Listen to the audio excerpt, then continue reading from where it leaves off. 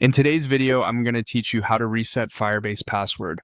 By the end, you'll know exactly how to trigger a secure password reset email for any user in your Firebase project using the Firebase console. This is especially helpful when a user can't log in or you need to assist someone without directly changing their credentials. Start by opening the Firebase console in your browser and selecting the project you want to manage.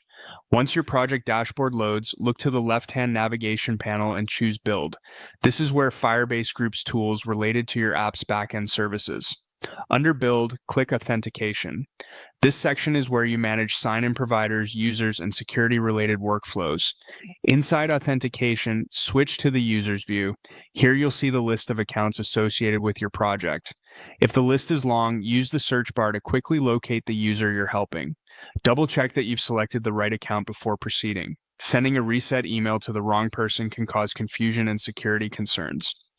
Next, find the Overflow menu, the three dots on the right side of the user's row. Click that menu and select Reset Password. Firebase will open a confirmation dialog explaining that a password reset email will be sent to the user's registered address. This email contains a time-limited, single-use link that lets the user securely set a new password without you ever seeing it.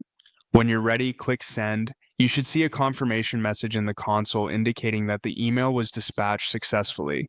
Let your user know to check their inbox, and if they don't see it within a few minutes, to look in their spam or junk folder. Delivery speed can vary depending on the recipient's email provider. A few quick tips to make this smoother. Password reset works for accounts that use email and password as a sign-in method. If the user was created through a third-party provider, like a social login, they'll typically reset their password with that provider instead. If you customize email templates or branding in authentication settings, those changes will appear in the reset message the user receives. Also, ensure the user's email address on file is correct.